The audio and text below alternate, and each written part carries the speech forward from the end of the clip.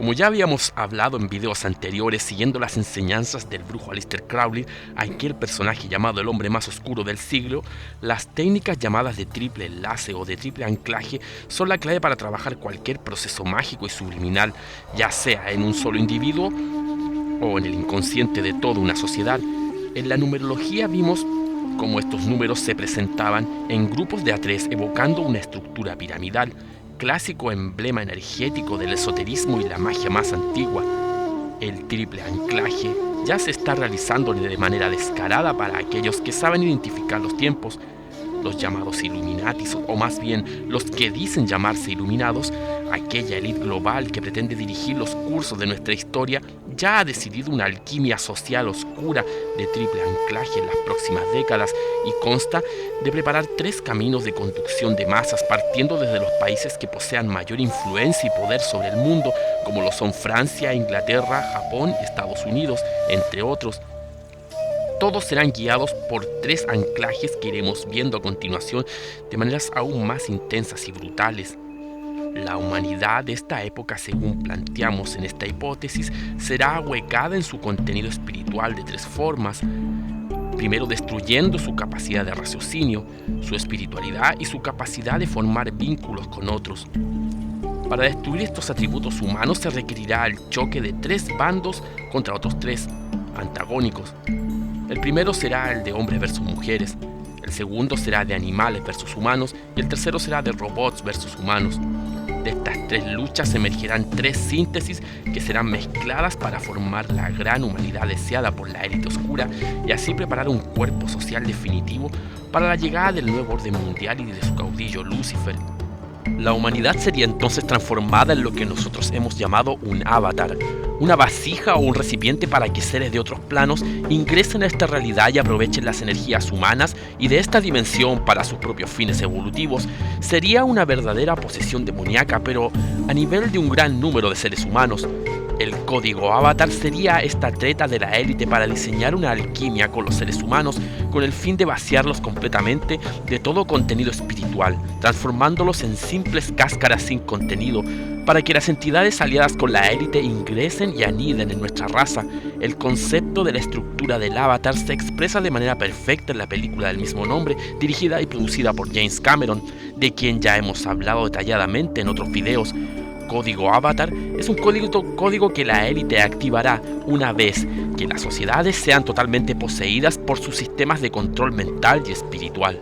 Pero antes es necesario que las nuevas generaciones sean predispuestas aún de maneras más agresivas por este sistema de anclajes, gracias al adoctrinamiento entregado por los sistemas mediáticos y educativos dispuestos para este fin, algo que también veremos más adelante. Nuestro objetivo es aclarar cómo funcionarán estas 3 luchas de opuestos, su finalidad y cómo enfrentarlas, invitando a despertar a aquella capacidad de conectarnos con el poder divino que mora en nuestro interior.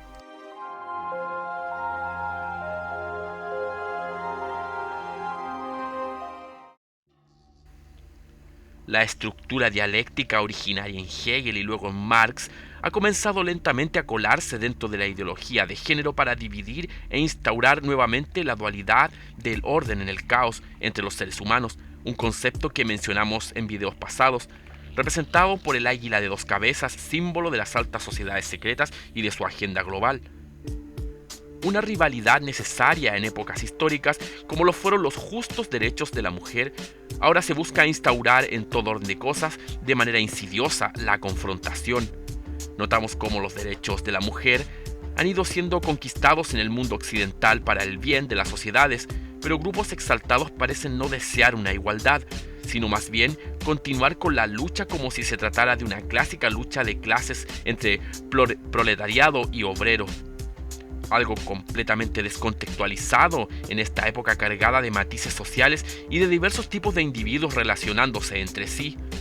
Pero sabemos que entre bambalinas la alta élite le interesa mucho tener a las masas haciendo bandos y eternas disputas para jamás llegar a un punto fijo. Que la lucha ojalá sea eterna para ellos, controlar los bandos desde la cúspide con recursos y agentes encubiertos alimentando ambas hogueras.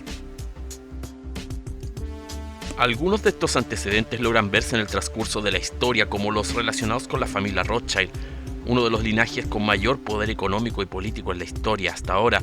Se dice desde la teoría de la conspiración que sus líderes son los gestores de la banca europea y también de la banca a nivel internacional. Y de ellos nos llegan los siguientes datos. La historia cuenta cómo tras perder Napoleón contra Inglaterra en la gran batalla de Waterloo, los Rothschild le dijeron a Inglaterra que Napoleón había ganado y el pánico se extendió. Así los Rothschild compraron todas las devaluadas acciones de Inglaterra y cuando la mentira se descubrió ya era tarde. Todas las acciones del país ya habían sido compradas por esta élite y el poder financiero de Inglaterra ya estaba en sus manos, evento que les dio el puntapié inicial del control financiero y global hasta hoy.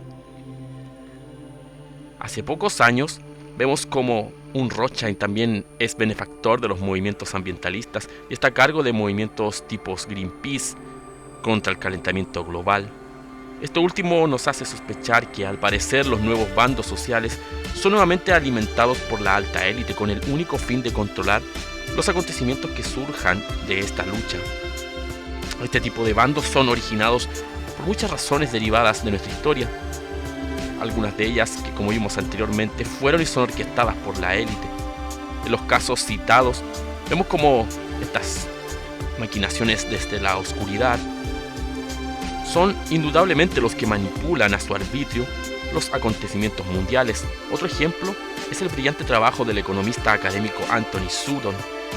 En su libro Los bolcheviques y Wall Street, nos cuenta con lujo de detalles y con muchísima información cómo la gran revolución comunista de Rusia fue en el fondo fomentada, sostenida y alimentada totalmente por grandes empresas transnacionales del petróleo y también por el mismísimo lobby de Wall Street. Existe también la versión desde la teoría de la conspiración sobre que en el siglo XIX el gran masón grado 33 Albert Pike, que fue también un coronel confederado, elaboró una conspiración a gran escala para los próximos 100 años en su intento de unificar todas las logias de Occidente bajo una única gran logia luciférica. En sus cartas escritas al revolucionario masón italiano Giuseppe Mazzini, podemos ver cómo esquematiza el plan de guerra de opuestos para generar el caos total sobre el mundo y así socavar y cansar a las grandes sociedades y sus valores. Nos habla de la supremacía comunista que se enfrentaría al fascismo italiano-alemán y luego de una guerra total entre las grandes religiones monoteístas de Occidente para al final destrozar todo tipo de principio valórico y moral tras estas guerras. Este trabajo sucio lo haría el nihilismo y el ateísmo en una guerra sin cuartel contra las religiones monoteístas que vayan resistiendo, hasta que, cansado Occidente de tantas guerras, el mesianismo y el liderazgo de Lucifer aparecería para traer el nuevo orden mundial definitivo. La autenticidad de estas cartas ha sido puesta en duda por los investigadores más serios, ya que dicha carta proviene de una copia de un ex oficial británico antimazón y escritor sobre temas de conspiración llamado William Wickard, quien dijo haberla copiado directamente en aquellas épocas de la original. La fama de Goy por su ferviente cristianismo antimazón hace que muchos crean que él mismo la elaboró para poder vender mejor sus libros, ya que hasta ahora no se han encontrado más cartas auténticas que hablen sobre este tema. Aún así no podemos negar que la élite sí está involucrada en la creación de bandos rivales para desestabilizar el mundo. Los antecedentes presentados anteriormente parecen mostrarlo con claridad y sin lugar a dudas. Lo que intentamos pesquisar aquí es una nueva lucha de opuestos inventados por la élite que se pretende instaurar en el corazón mismo de las sociedades, sobre todo en lo referente a las relaciones afectivas, familiares y en la imagen que tenemos de humanidad.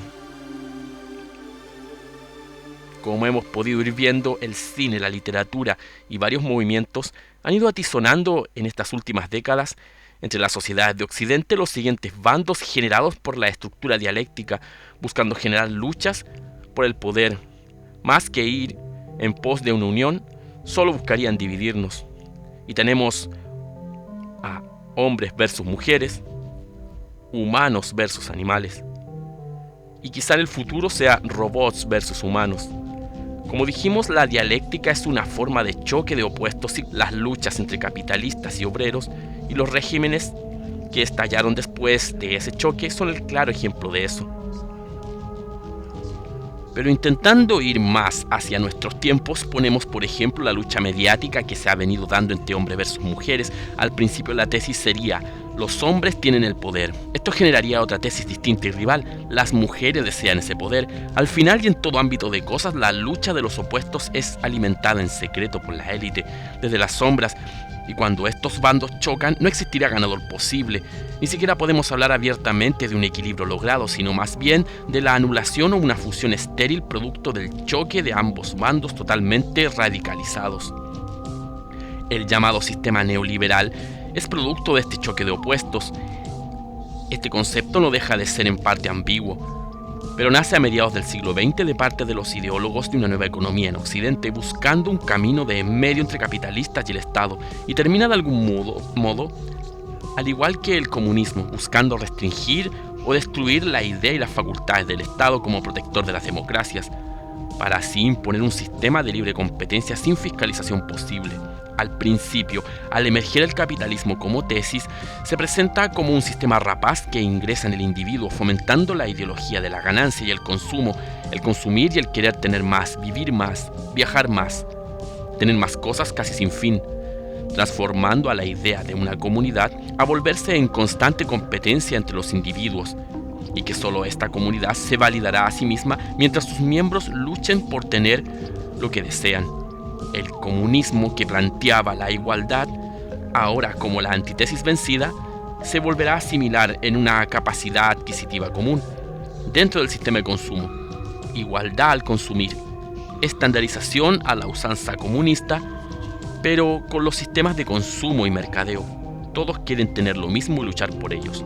Todos buscan uniformarse a la par del de al lado, comprando productos para estar igualmente equiparados, de la mayoría de los casos, solo de basura mediática e inservible. El neoliberalismo es entonces la perfecta síntesis de la lucha de las tesis y antítesis pasadas. Esquematizando aún mejor las dialécticas mencionadas anteriormente, podemos poner en las posturas de antítesis al feminismo radical, al concepto de los robots de manos del devenir de la inteligencia artificial y al concepto animales, representado este último por los movimientos animalistas, dejando en el lugar de las tesis al llamado patriarcalismo y al concepto de humanidad. Símbolos estos últimos, creemos, que representarían a la imagen de la ley, arquetipo del orden, racionalidad y sobre todo el poder contra el cual todos los otros movimientos luchan. Aclaramos que en el caso del patriarcalismo versus feminismo, lo que se pretende señalar aquí es aquella lucha eterna y sin resolución posible en la que se ha transformado la lucha entre los sexos, artificial desde luego, demonizando al hombre y exaltando a la mujer más que buscar un equilibrio real dentro de las sociedades.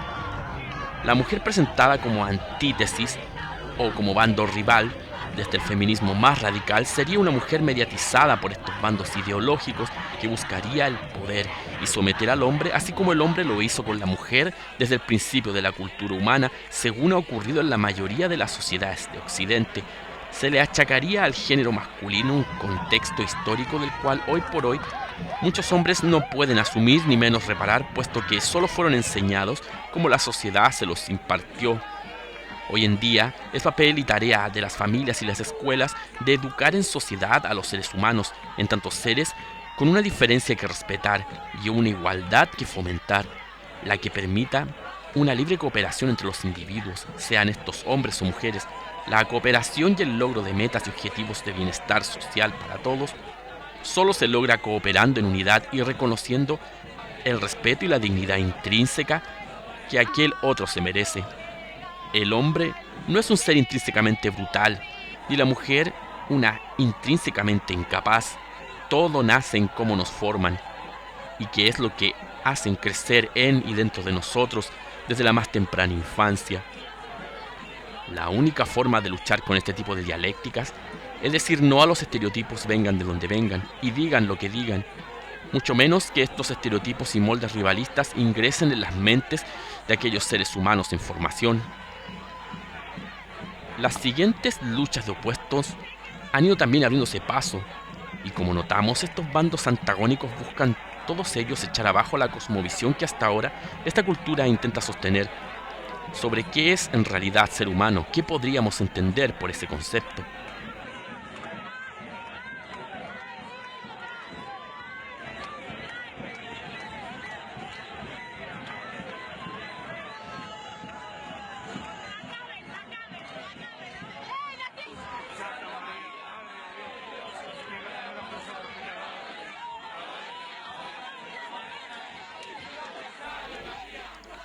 El video anterior nos muestra de manera innegable a un bando feminista exaltado y totalmente sobreactuado, que más que vindicar y representar a las mujeres, creemos que solo muestra cómo el verdadero derecho a expresión de la mujer ante la sociedad es empañado por bufonescas, denigrantes y lascivas manifestaciones que osan decirse, con todo descaro, que representan al feminismo.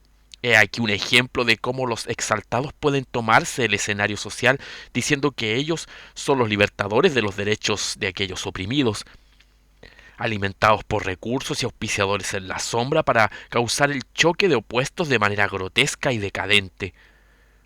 Por el contrario, queremos resaltar algunos ejemplos positivos de parte de feministas como la escritora y feminista italiana Lorena Zanardo, quien realiza el impactante documental llamado El cuerpo de la mujer, donde nos invita a reflexionar cómo el abuso sexista del mercado moderno explota a las mujeres en tanto les exige estar acorde con un modelo machista que es capaz de designar su propia imagen y su feminidad, adoctrinándolas desde su más temprana edad a conservar una imagen social deseable y estilizada para tener éxito en la vida, en un mundo de hombres y de mujeres que luchan entre sí por mantener que este canon se siga cumpliendo.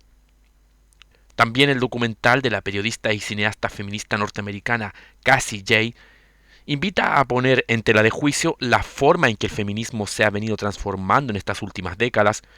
Su documental llamado The Red Pill o La Píldora Roja en español nos presenta el drama oculto de aquellos hombres que desean dar la lucha para abrir un espacio de diálogo y complementariedad en la sociedad de hoy y cómo son violentamente segregados y prejuzgados por las radicales feministas quienes son amparadas por la ley y el parecer de las sociedades del primer mundo, avaladas por una agenda política internacional que no desea que haya ningún tipo de diálogo, sino más bien, como ya hemos venido contando en este video, que la guerra de opuestos se extienda hasta tomar ribetes cada vez más violentos e irreconciliables, un documental que expone de manera cruda los profundos cuestionamientos valóricos y éticos que la realizadora tiene que confrontar al ir descubriendo que la realidad sobre el feminismo quizá no sea como se la habían contado.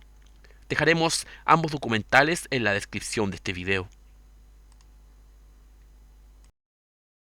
Frustrated because I don't know where the truth is, and I don't know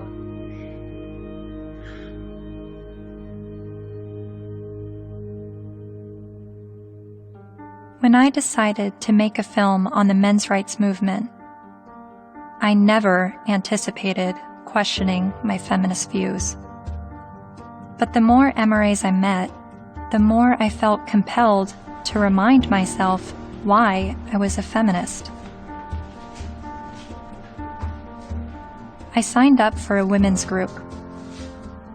Welcome to our Women on Your Power workshop. Only 4% of the Fortune 500.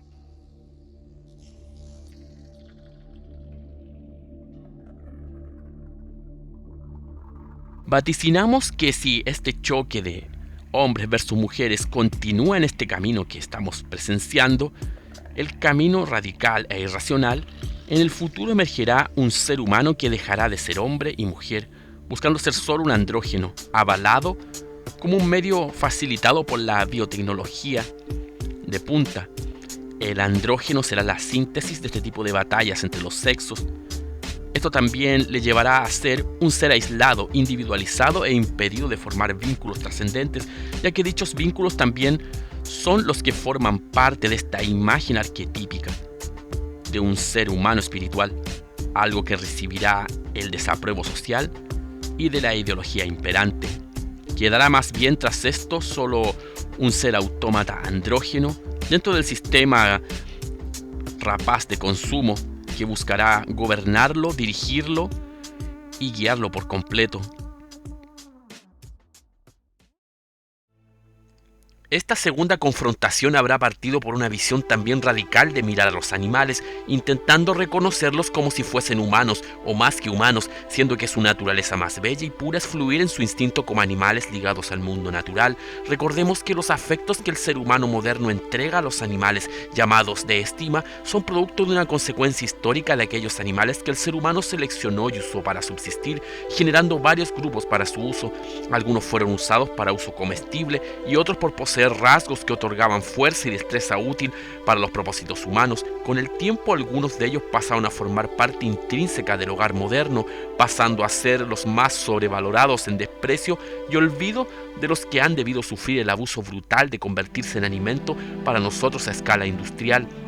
Alimentos muchas veces generados solo para darnos un gusto al paladar, más que para hacernos subsistir. Una cosificación perversa e injusta de aquellas vidas que ya no forman ningún vínculo con nosotros como en tiempos antiguos, pero aún así debemos notar que la eliminación de la carne de la dieta humana haría estragos en los países más pobres del mundo, sobre todo en aquellos pueblos alejados de toda civilización cuyo único modo de subsistir está íntimamente relacionado con sus animales, que les permiten la subsistencia en tierras de difícil acceso y recursos. Quitarles todo eso a ellos solo porque los del primer mundo no son capaces de controlar su modo de producción a gran escala de manera ética parece un real disparate. No se puede generalizar denigrando a la condición humana por esta forma de mirar a los animales.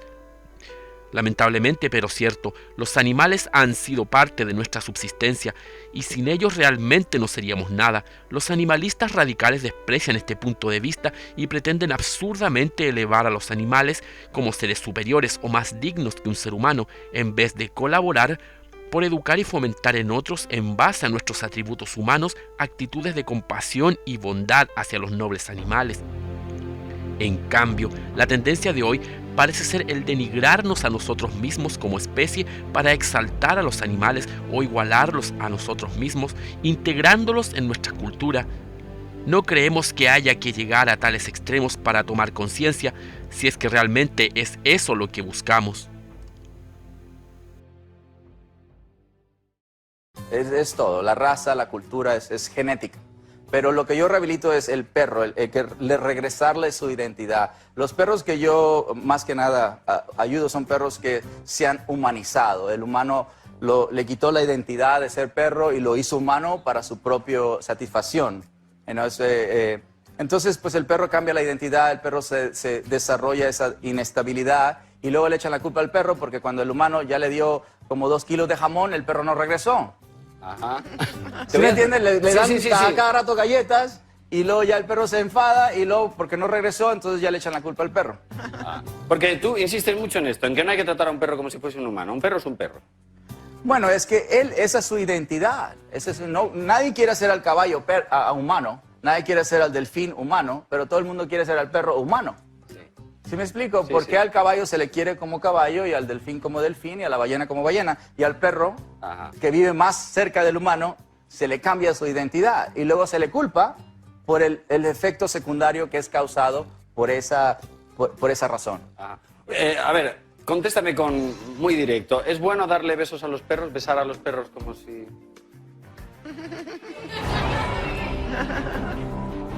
Los perros huelen la parte de atrás de otro perro. Te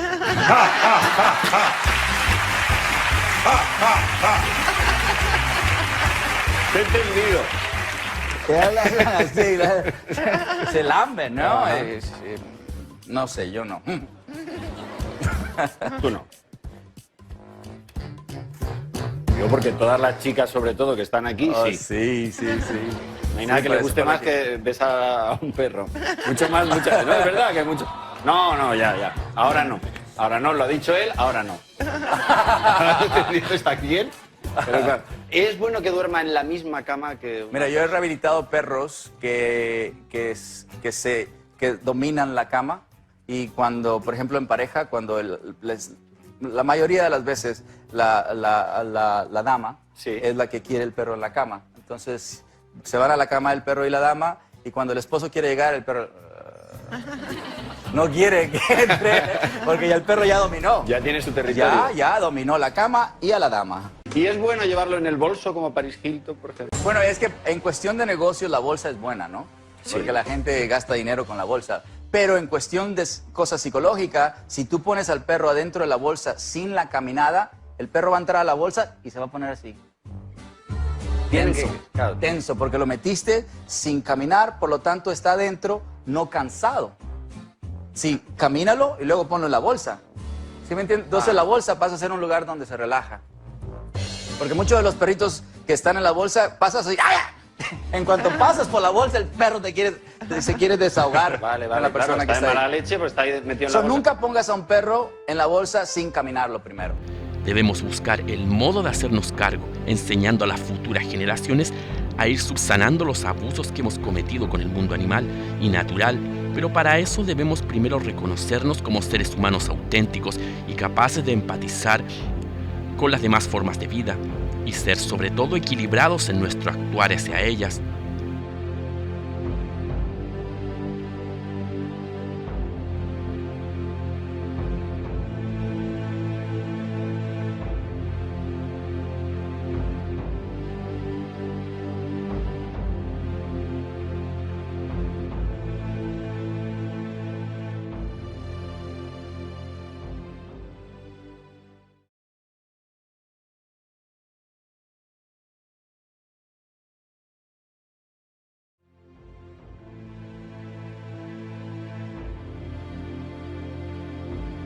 Pero gracias al financiamiento subterráneo de radicales e ideólogos, nuevamente el choque entre la humanidad convencional y los animalistas se radicalizará y tendremos como resultado en las sociedades a un tipo de individuo que dejará de reconocer su humanidad como algo válido y real, pero que tampoco podrá volver a la naturaleza donde moran los animales. Nuevamente la biotecnología, ya cada vez más al alcance de todos, hará lo suyo facilitando la aparición de este tipo de síntesis. Un ser semejante a un mutante, una entidad híbrida que por sostener sus ideas y posturas renegará y despreciará su aspecto humano porque lo tomará como parte de una imagen evolutivamente vil y mal desarrollada y que está en una especie de cúspide que no merece y no le pertenece. Pero tampoco dicha generación buscará volverse totalmente una bestia, será más bien un monstruo a medio camino entre humano y animal, una síntesis de ambas rivalidades fallidas entre humanidad convencional y humanidad animalista.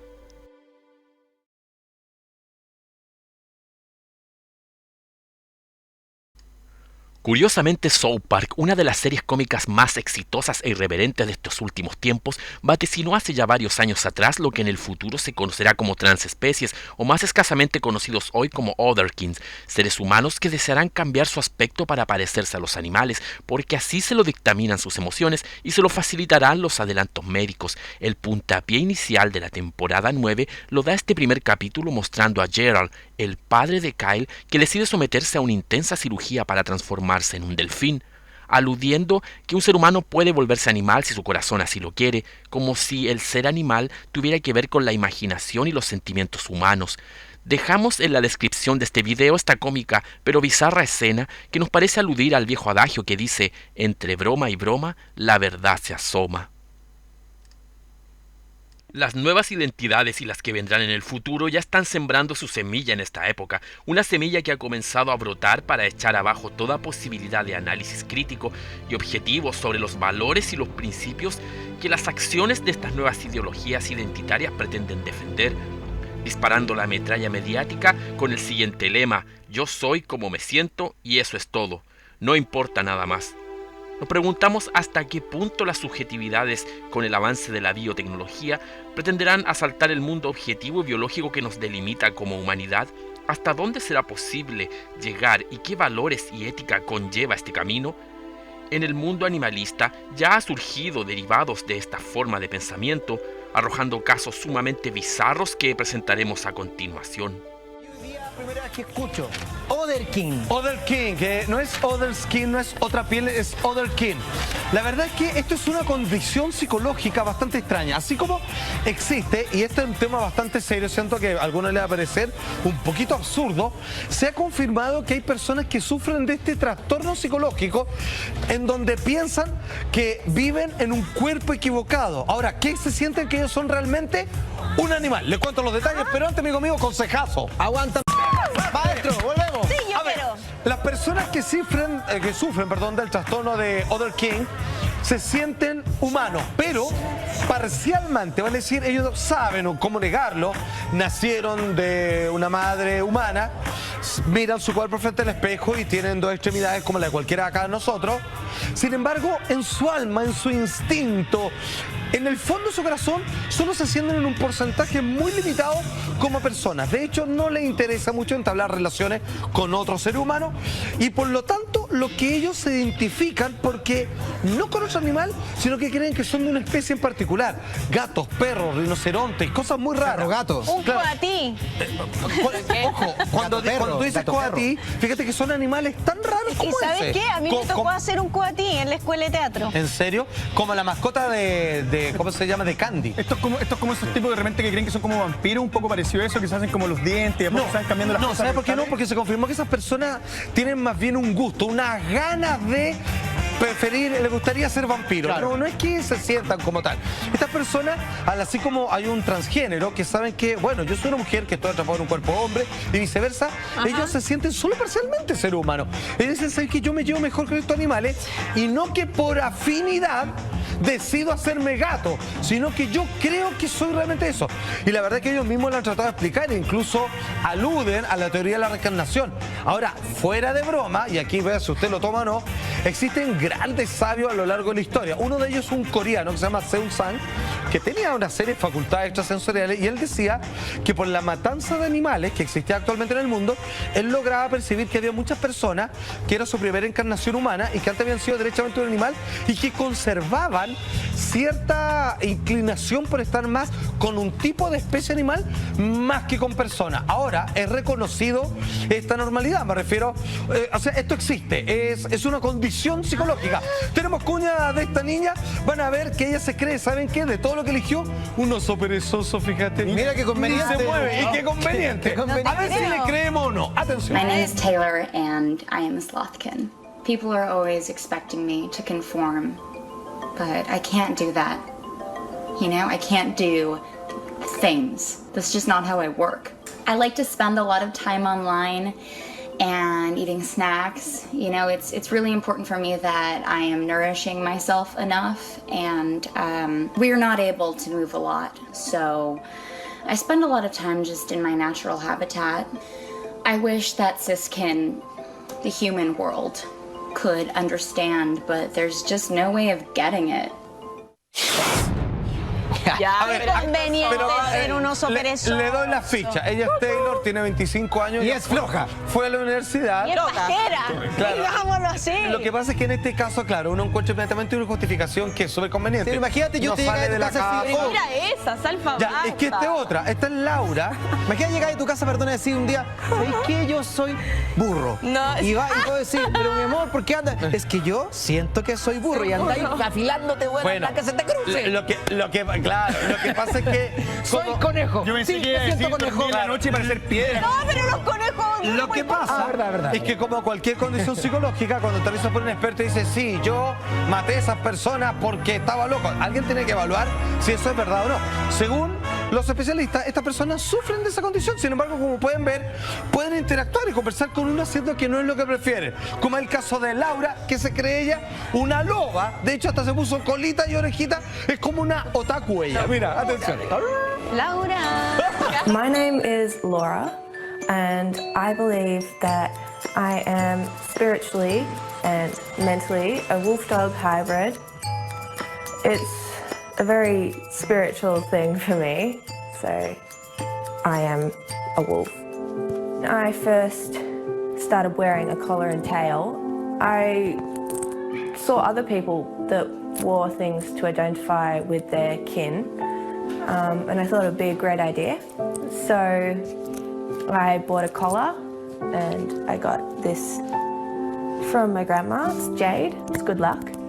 And my tail, I make them myself.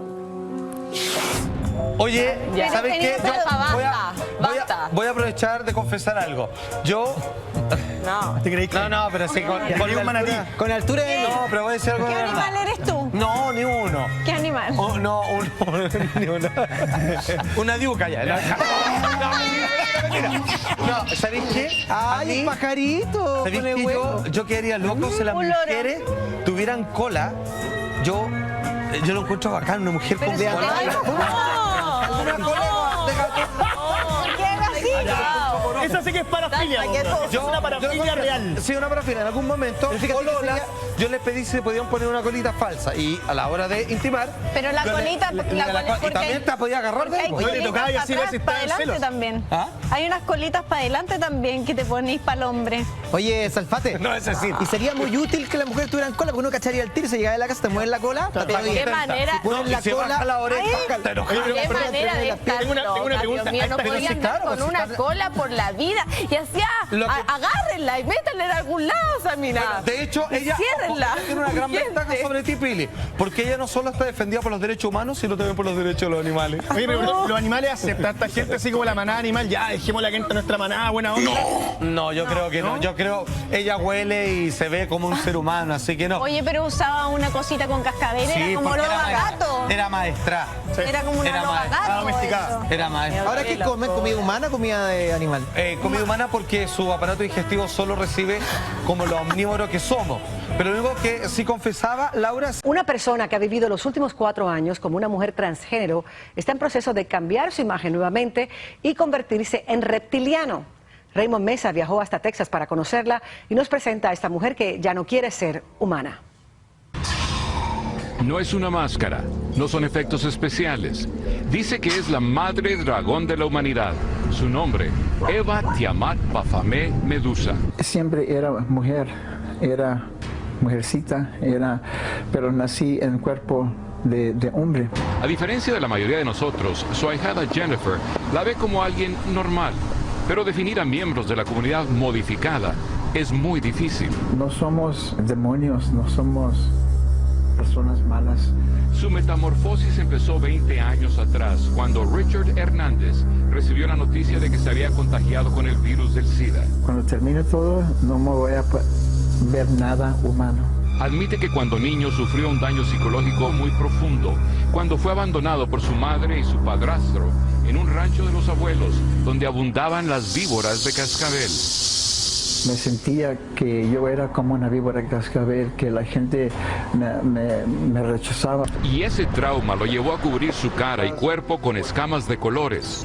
La esclerótica, lo blanco del ojo, ahora es de color verde. Se colocó implantes sobre las cejas, cuernos en la cabeza, afiló colmillos. La lengua es viperina y eliminó su nariz y sus orejas.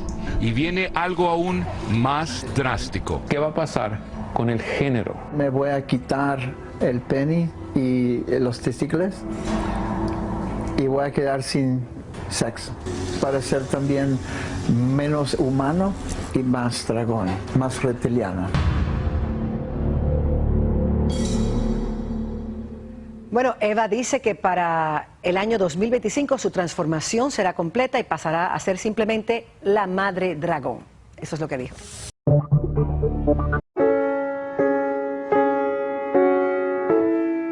Se llamaba Dennis Hafner, pero era más conocido como el hombre gato. El artista del performance se ha suicidado a los 54 años en Nevada, Estados Unidos. Por el momento se ignoran más detalles y solo ha trascendido que fue encontrado sin vida dentro de su casa. Hafner se hizo famoso en los medios luego de someterse a operaciones radicales para cambiar su aspecto y parecer un felino. Estas modificaciones incluyeron tatuajes, operaciones en orejas, labios y nariz para acercarse a la apariencia de un gato. Además, Hafner se implantó silicona en la cara, llevaba lentes de contacto, colmillos afilados y uñas grandes para completar su transformación. This is one for the good days, and I have it all here. Este norteamericano gastó más de $300,000 para cumplir su sueño. Todo comenzó cuando un jefe indio le dijo que su tótem o su talismán era el gato. Por alguna extraña razón quedó obsesionado con esto y se mandó a hacer un tatuaje de rayas de tigre en el cuerpo. A raíz de esto quedó convencido de que su misión era convertirse en un felino. Pero claro, todo gato tiene un rabo y Hafner se mandó a hacer uno.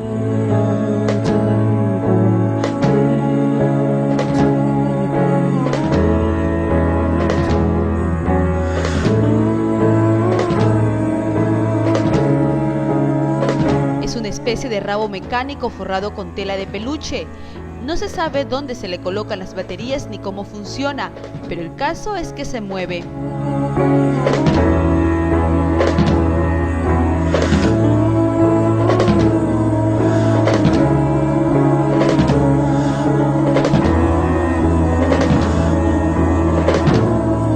A pesar de ser muy incomprendido, Hafner siempre manifestaba ser feliz con su aspecto, por lo que nadie sospecha las razones que tuvo para tomar la fatal decisión de quitarse la vida.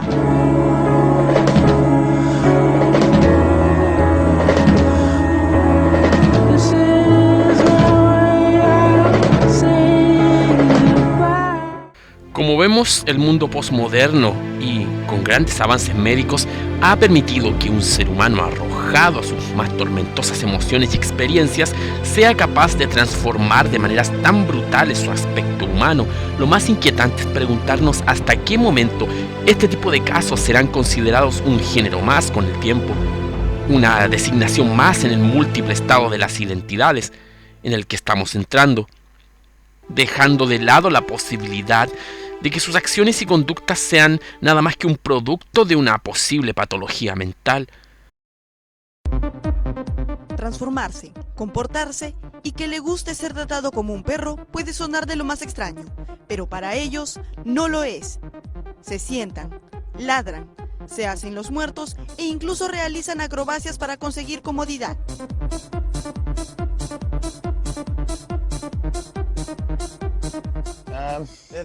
No hay que preocuparse por nada, ni por el trabajo, ni por el dinero, ni por cualquier situación. Es solo disfrutar de la compañía de otro de una forma sencilla, con caricias y juegos.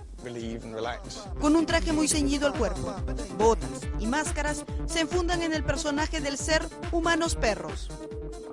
Al momento de ponerse la máscara, uno desaparece y comienza a perseguir los juguetes como un cachorro. La máscara te da espacio para poder hacer lo que quieras. Ahora soy un cachorro. La comunidad de los humanos perros se creó en Estados Unidos. Este fetichismo se ha expandido en los últimos 15 años gracias a la internet.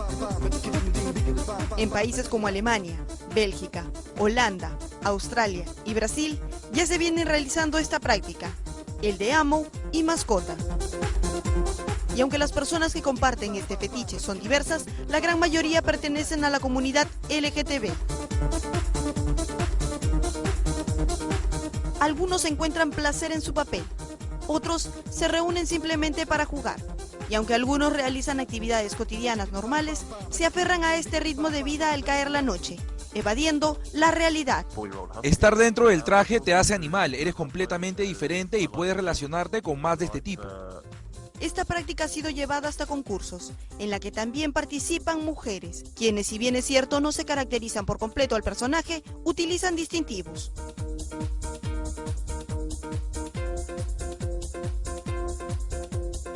En este mundo, algunos encuentros terminan en relaciones sexuales, y aunque esa no es necesariamente la razón principal de este comportamiento, la razón por la que la mayoría opta por esta opción es gracias a que durante el tiempo en que se personifican, pueden olvidarse de sus preocupaciones. Queremos dejar más que claro que nuestra opinión no está yendo contra ninguna minoría en especial, sino más bien solo invitar a la reflexión de cómo algunas minorías exaltadas están ganando poder mediático con el fin de radicalizar las diferencias para luego enfrentarlas de forma violenta, con consecuencias nefastas para nuestro futuro. Recordemos que las grandes dictaduras en el pasado comenzaron siendo minorías exaltadas, bien alimentadas y financiadas por aquellos grupos de poder en la sombra.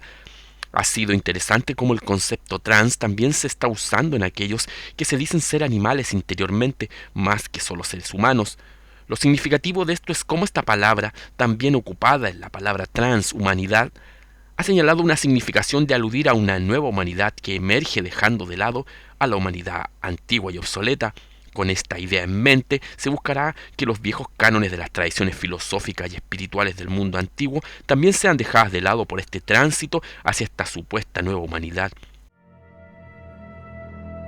¿Por qué se busca atacar aquella visión de ser humano que los grandes sabios y las grandes tradiciones en su centro más puro han defendido? Porque según creemos, la idea de ser humano entregada por aquellas tradiciones nos habla de un origen divino en la creación humana, que en Occidente se ha expresado desde el mundo cristiano místico y filosófico, que representa a la humanidad como imagen de Dios y espejo del macrocosmos, como un arquetipo que refleja a la divinidad, a un espíritu teniendo una experiencia en la materia, que busca un destino que hacer valer, una experiencia que poner a prueba para buscar sacar a la luz las verdades más sutiles y más sublimes, en donde lo masculino y lo femenino como fuerzas creadoras de la existencia deben encontrar su justo equilibrio en la conciencia humana como parte de un camino de conocimiento tanto interior como exterior. Es esta imagen de ser humano la que todas las tesis agrupadas en estas últimas décadas desean aniquilar, ya que la correcta visión de ser humano devuelve el justo equilibrio de nuestras grandes capacidades creadoras y capaces de despertar a la bondad y a la empatía y el amor, y expone de manera innegable a la ambición, el egoísmo y el engaño. La visión del humano espiritual centra su poder solo en la divinidad y en ninguna otra cosa más. Los rivales de la luz, los seres de las tinieblas espirituales, detestan esta verdad, puesto que puede hacer libre al ser humano para encontrarse con las fuerzas de libertad y divinidad en ellos mismos, concepto altamente ridiculizado y mal comprendido a través de la historia por ideologías y líderes destructores, y en común unión con aquellas fuerzas ya citadas de la oscuridad. La señal de alerta debe ser dada para invitar a cuestionar y poner en tela de juicio estos cambios que la humanidad posmoderna pretende hacer de manera radical a sus anchas y facilitados por los medios de masa moderno. Creemos que es urgente poner un precedente y un debate serio buscando claridad sobre este tipo de situaciones, se crea o no en la teoría de la conspiración. El común denominador de estos últimos 3 casos vistos eran la depresión, la soledad y el aislamiento.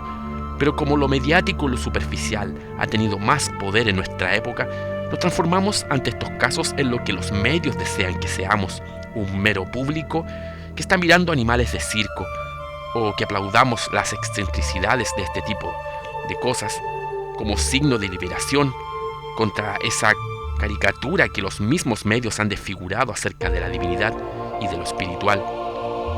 Pero como podemos intuir, estos casos ya señalados parecieran solo apuntar a tristes prótesis emocionales de seres humanos carentes de atención, afectos y la búsqueda de un lugar en el mundo. Pasaremos con el tiempo a pasar de patología mental hacia la aceptación normalizadora de este tipo de casos, que como dijimos, a medida que la tecnología médica se haga más alcanzable y las ideologías contestatarias sean aún más exaltadas, el concepto de humanidad se verá totalmente asaltado y atacado por este tipo de manifestaciones mutantes que por simple vindicación social intentarán acribillar la imagen humana y sobre todo la conciencia de qué es lo que realmente significa ser un ser humano en esencia, si realmente es esta la naturaleza humana y lo que podríamos esperar de su evolución en el futuro. ¿Realmente es esto lo que somos o deseamos ser como humanidad? ¿O es así como quieren enseñarnos que seamos y que enseñemos a ser a las futuras generaciones? ¿Nos espera en un futuro próximo realmente un paraíso de las diferencias o nada más que el infierno de la alienación?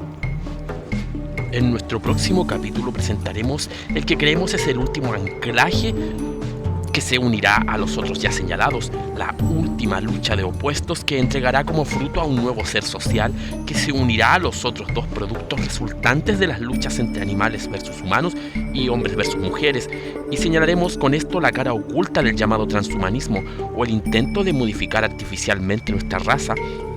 De parte de muchos sectores de la inteligencia artificial, notaremos qué es lo que realmente se esconde detrás de este concepto, una verdad mucho más sutil e inesperada de la que la mayoría de los teóricos de la conspiración están señalando, un plan tan oculto como sutil, pero si lo detectamos a tiempo, no caeremos en su maquinación.